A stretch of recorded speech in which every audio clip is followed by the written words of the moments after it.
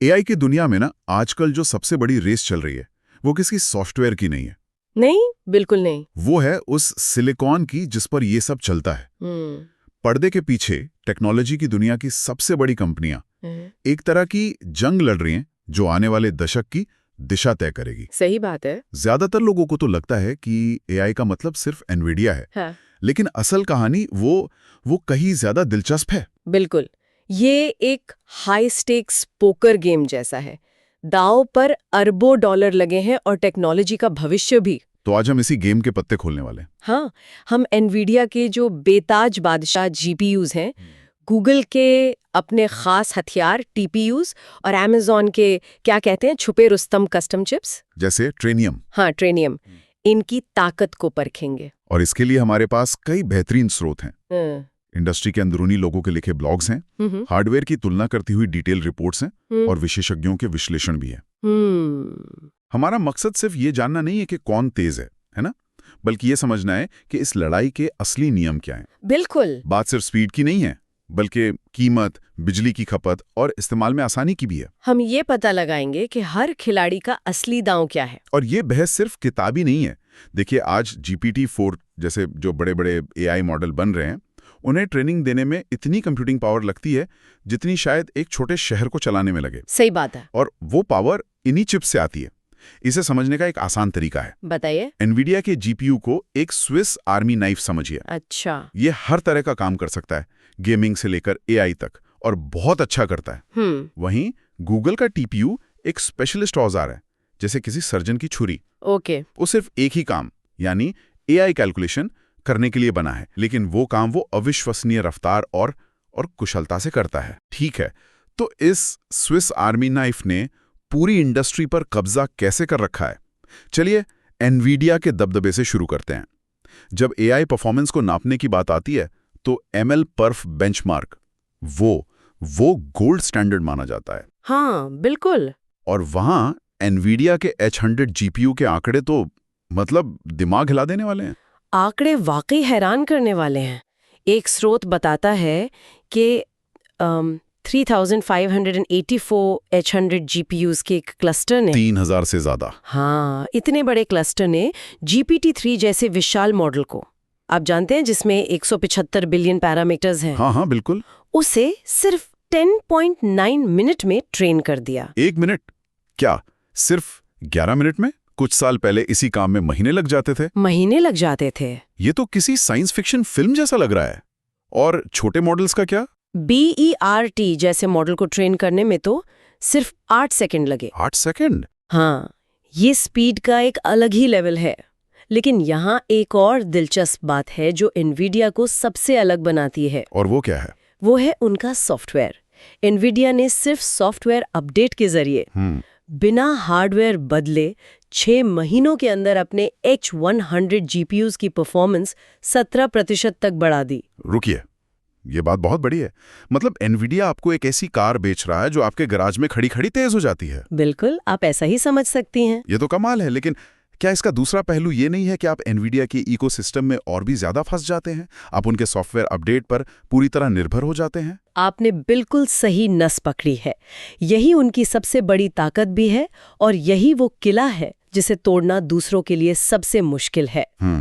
तो Nvidia speed की लड़ाई जीत रहा है, इसमें कोई शक नहीं। लेकिन गूगल वो इस खेल को एक अलग ही मैदान पर खेल रहा है। अच्छा? वो स्पीड में शायद सीधी टक्कर न ले, लेकिन वो एक ऐसा किला बना रहा है जहां लागत और बड़े पैमाने पर काम करना ही सबसे बड़ा हथियार है। बड़े पैमाने पर काम करना? हाँ, मतलब हजारों चिप्स को एक साथ जोड़कर एक सुपर कंप्यूटर बनाना। एनवीडिया का जो NVLink सिस्टम है वो लगभग 72 GPUs को एक साथ जोड़ता है। 72? ओके। वहीं गूगल अपनी TPU V7 जिसका कोड नेम आयरनवुड है कि 9216 चिप्स को एक साथ एक पॉड में जोड़ सकता है। 9000 से ज्यादा चिप्स? हाँ, और ये 42.5 एक्साफ्लॉप्स की पावर देता है। ये स्केल का फर्क जमीन आसमान का है। लेकिन इतनी सारी चिप्स को एक साथ मैनेज करना और ये सुनिश्चित करना कि वो सब मिलकर सही से काम करें, ये तो अपने आप में एक बहुत बड़ी इंजीनियरिंग चुनौती होगी। बिल्कुल, और यहीं पर गूगल की एक, आप कह सकते हैं, जादुई ट्रिक काम आती है, जिन्होंने TPU V4 के साथ पेश की थी, ऑप्टिकल सर्किट स्विच या OCS। Optical circuit switch. हाँ, इससे आप पुराने जमाने के टेलीफोन एक्सचेंज में काम करने वाले ऑपरेटर की तरह समझ सकते हैं, अच्छा। जो तारों के प्लग निकालकर सही जगह लगाता था। OCS भी यही करता है, लेकिन लाइट की स्पीड से और पूरी तरह ऑटोमेटिक। वो नेटवर्क के कनेक्शन को जरूरत के हिसाब से पलक झपकते ही बदल सकता है। अच्छा, तो इसका फायदा क्या है? मतलब अगर कोई एक चिप खराब हो जाए तो क्या सिस्टम उसे रास्ते से हटाकर बाकियों को जोड़ सकता है? जैसे हम ट्रैफिक जाम से बचने के लिए दूसरा रास्ता ले लेते हैं। एकदम सही। तो इससे पूरा सिस्टम डाउन नहीं होता? नहीं होता। इससे सिस्टम की विश्वसनीयता बढ़ जाती है। अगर एक चिप खराब भी हो गई तो पूरा पॉड बेकार नहीं होता। इसके अलावा ये सुरक्षा भी बढ़ाता है। लेकिन सबसे दिलचस्प बात कुछ और है। OCS की वजह से वो एक खास नेटवर्क डिजाइन बना पाते हैं, जिसे ट्विस्टेड टोरस टोपोलॉजी कहते हैं। ये तो बहुत टेक्निकल नाम लग रहा है। नाम टेक्निकल है, पर कॉन्सेप्ट कमाल का है। आसान भाषा में ये सॉफ्टवेयर के जरिए तारों के कनेक्शन को इस तरह से बदलने जैसा है कि हर चिप किसी भी दूसरी चिप से बहुत तेजी से बात कर सके। ओके। और सिर्फ इस स्मार्ट कनेक्शन की वजह से बिना कोई नया हार्डवेयर लगाए पूरे सिस्टम की डेटा ट्रांसफर स्पीड 1.3 से 1.6 गुना तक बढ़ जाती है। सिर्फ कनेक्शन बदलकर इतनी बड़ी परफॉर्मेंस जंप? ये तो हार्डवेयर हैकिंग जैसा लग रहा है, पर सब कुछ सॉफ्टवेयर में हो रहा है। बिल्कुल। ये सुनने में तो बहुत प्रभावशाली लगता है। अगर गूगल के चिप्स इतने कुशल हैं, तो फिर AI की दुनिया पर एनवीडिया का ही कब्जा क्यों है? कहीं तो कोई पेच होगा। पेच है, और वो बहुत बड़ा है। इसका जवाब हार्डवेयर में नहीं, बल्कि सॉफ्टवेयर और इंसानी आदतों में छिपा है। अच्छा। और वो है एनवीडिया का कूडा प्लेटफॉर्म। कूडा, ये नाम मैंने बहुत सुना है। ये AI की दुनिया का एक तरह से ऑपरेटिंग सिस्टम जैसा है ना? आप इसे बिल्कुल वैसे ही समझ सकती हैं। कूडा 15 सालों से ज्यादा समय से बाजार में है। AI पर काम करने वाला हर रिसर्चर, हर डेवलपर, हर स्टूडेंट वो कूडा सीख कर ही बड़ा हुआ है। ये उनकी नसों में बस चुका है। जब वो Azure या AWS पर एक NVIDIA H100 मशीन किराए पर लेते हैं, तो उन्हें ऐसा लगता है जैसे वो अपने ही कंप्यूटर पर काम कर रहे हों। कोई नई चीज सीखने की जरूरत नहीं। कोई जरूरत नहीं। और गूगल या Amazon के साथ ऐसा नहीं है? नहीं, वहाँ एक बड़ी बाधा है। AWS के जो ट्रेनियम चिप्स हैं, उनको इस्तेमाल करने के लिए आपको AWS न्यूरॉन SDK नाम का एक खास सॉफ्टवेयर चाहिए। ओके। आपको अपने AI मॉडल को इस SDK के जरिए कंपाइल करना पड़ता है, यानी ट्रेनियम के हिसाब से बदलना पड़ता है। अच्छा। हमारे स्रोतों में अमेज़न के कुछ आंतरिक दस्तावेजों का जिक्र है, जिनसे पता चलता है कि शुरुआती दिनों में कंपैटिबिलिटी की बहुत समस्याएं थीं और इसी वजह से बड़े ग्राहकों ने इसे अपनाने में हिचकिचाहट दिखाई। मतलब ये एक नई भाषा सीखने जैसा है और हर कोई इसके लिए तैयार नहीं है। और गूगल के TPU का क्या हाल है? TPU के साथ भी कुछ ऐसी ही कहानी है। उसे चलाने के लिए आपको TensorFlow, JAX या PyTorch XLA जैसे फ्रेमवर्क की जरूरत पड़ती है। PyTorch XLA। हाँ, अब ये PyTorch XLA क्या है? ये असल में PyTorch का वो संस्करण है जिसे TPU के साथ काम करने के लिए खास तौर पर बदला गया है। मतलब अगर आपका सारा कोड कूडा पर बना है तो आप उसे सीधे TPU पर नहीं चला सकते। आपको उसे पोर्ट करना होगा, जिसमें हफ्तों या महीने भी लग सकते हैं। मुझे एक स्टार्टअप के CTO की कहानी याद आ रही है, जिसके बारे में मैंने पढ़ा था। उन्होंने कहा था हम TPU पे जाना चाहते थे क्योंकि उससे हमारे लाखों डॉलर बचते। पर जब हमने हिसाब लगाया तो पता चला कि हमारी पूरी इंजीनियरिंग टीम को 6 महीने सिर्फ कोड बदलने में लग जाएंगे। उन 6 महीनों में हम कोई नया प्रोडक्ट नहीं बना पाएंगे। तो हमने महंगा एनवीडिया ही चुना। ये कहानी कूडा की असली ताकत को बयां करती है। बिल्कुल। एनवीडिया की असली खाई उसका हार्डवेयर नहीं, उसका इकोसिस्टम है। डेवलपर्स के लिए ये सबसे आसान रास्ता है। TPU या ट्रेनियम को अपनाना एक सचेत फैसला है, जिसमें समय और पैसे का निवेश लगता है। तो ये सिर्फ चिप बदलने की बात नहीं है? नहीं, ये अपनी पूरे काम करने की प्रक्रिया को बदलने की बात है। ठीक है, हमने स्पीड और इकोसिस्टम की बड़ी बड़ी बातें कर लीं, लेकिन असली सवाल तो ये है कि इन सब चीज़ों के लिए जेब कितनी ढीली करनी पड़ती है, क्योंकि दिन के अंत में हिसाब किताब तो देखना ही पड़ता है। और यहीं पर ये लड़ाई बहुत दिलचस्प हो जाती है। अच्छा। एनवीडिया के H100 GPUs को किराए पर लेने की कीमत वो बहुत ज्यादा है और बदलती रहती है। नवंबर 2025 के आंकड़ों के हिसाब से देखें तो एज्योर पर एक H100 का किराया लगभग $60 प्रति घंटा था। $60 प्रति घंटा। और AWS पर? AWS पर लगभग $4 और गूगल क्लाउड पर $3 के आसपास। कुछ छोटे प्रोवाइडर जैसे लैम्डा लैब्स इसे $2-3 में भी दे रहे थे। तो कीमतें अलग अलग हैं, लेकिन अब इसकी तुलना गूगल TPU से करते हैं। यहाँ क्या तस्वीर है? यहाँ एक aha मोमेंट है। बताइए। एक स्रोत के मुताबिक 8 TPU V5E चिप्स का क्लस्टर किराए पर लेने की लागत लगभग $11 प्रति घंटा है। एक मिनट। 8 चिप्स के लिए $11 प्रति घंटा। हाँ। वहीं एक H100 के लिए $3 से $7 लग रहे हैं। मतलब 8 H100 का खर्चा तो $24 से $56 प्रति घंटा तक जा सकता है। बिल्कुल। ये तो जमीन आसमान का फर्क हुआ। किसी स्टार्टअप के लिए तो ये जिंदा रहने और बंद हो जाने के बीच का फर्क हो सकता है। सही बात है। ये तो पूरी रणनीति ही बदल देने वाली बात है। बिल्कुल। एनवीडिया की स्पीड शायद उन्हें आकर्षित करे, लेकिन गूगल की कीमत उन्हें बिजनेस में बनाए रख सकती है। बिल्कुल। और ये सिर्फ किराए की लागत नहीं है। एक और छिपा हुआ बिल है जो बहुत बड़ा हो सकता है, बिजली का बिल। हाँ, ये भी है। और इस मामले में TPU और GPU के बीच का अंतर और भी बड़ा है। ऊर्जा दक्षता यानी परफॉर्मेंस प्रति वॉट, इसके बारे में कुछ ठोस आंकड़े हैं हमारे पास? हाँ, और वो काफी चौंकाने वाले हैं।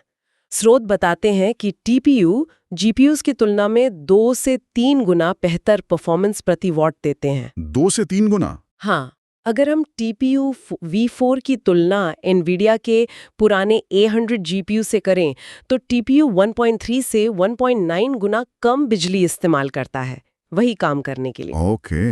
एक TPU V4 चिप लगभग 175 से 250 वॉट बिजली लेती है, जबकि एक हाई एंड H100 GPU आसानी से 300 से 400 वॉट या उससे भी ज्यादा की खपत कर सकता है। तो जब गूगल या अमेज़न जैसे हाइपर स्केलर्स अपनी विशाल डेटा सेंटर बनाते हैं, तो उनके लिए चिप की कच्ची स्पीड से ज्यादा जरूरी ये हो जाता है कि वो कितनी बिजली खाएगी और उसे ठंडा कैसे रखा जाएगा। बिल्कुल। जब आप हजारों लाखों चिप्स एक साथ चला रहे हो तो ये कुछ वॉट का अंतर बिजली के बिल में करोड़ों डॉलर का फर्क पैदा कर देता है। ये तो अरबों डॉलर का सवाल है।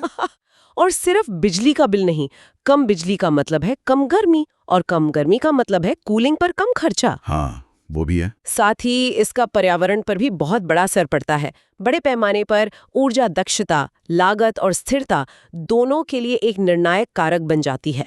तो ये आज की तस्वीर है। एनवीडिया स्पीड और इकोसिस्टम का राजा है, लेकिन गूगल और AWS लागत और दक्षता के मामले में उसे कड़ी टक्कर दे रहे हैं। लेकिन ये दौड़ रुकने वाली नहीं है। आगे क्या होने वाला है? इन कंपनियों के तरकश में अगले तीर कौन से हैं? एनवीडिया जाहिर तौर पर चुप नहीं बैठने वाला। वो अपना अगला प्लेटफॉर्म ब्लैकवेल ला रहे हैं, जिसमें B100 और B200 GPUs होंगे। ब्लैकवेल। और उसके बाद रूबिन प्लेटफॉर्म की भी घोषणा हो चुकी है।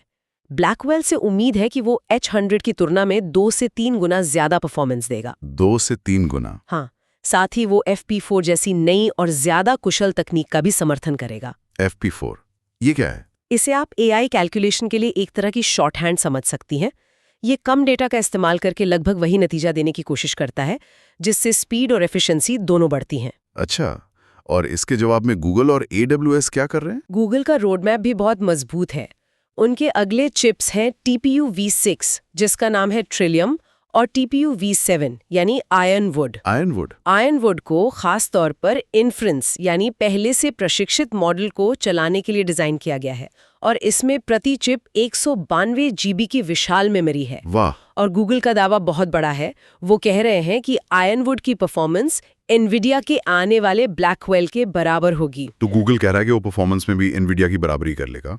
ये तो सीधी सीधी चुनौती है। बिल्कुल। मतलब आने वाले समय में ये मुकाबला और भी दिलचस्प होने वाला है। और AWS अपनी अगली पीढ़ी ट्रेनियम 2 पर काम कर रहा है। अफवाहें हैं कि ये पहली पीढ़ी से 4 गुना बेहतर प्रदर्शन करेगा। 4 गुना? हाँ, ये दिखाता है कि Amazon भी इस दौड़ में बहुत गंभीरता से शामिल है और वो अपने क्लाउड ग्राहकों को एक मजबूत विकल्प देना चाहता है। वाह! तो ये लड़ाई अभी और तेज होने वाली है।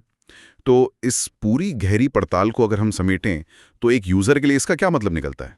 मतलब ये है कि अब वो एक ही साइज सब पर फिट नहीं होता वाला सीन है। अच्छा। चुनाव आपके काम, और आपकी प्राथमिकता पर निर्भर करता है। तो अगर मैं एक AI डेवलपर हूं जिसे किसी भी कीमत पर जल्द से जल्द नतीजे चाहिए और मेरी टीम पहले से कूड़ा जानती है, तो मैं आंख बंद करके एनवीडिया के पास जाऊंगा। हाँ, ये सबसे आसान और सबसे तेज रास्ता है। बिल्कुल।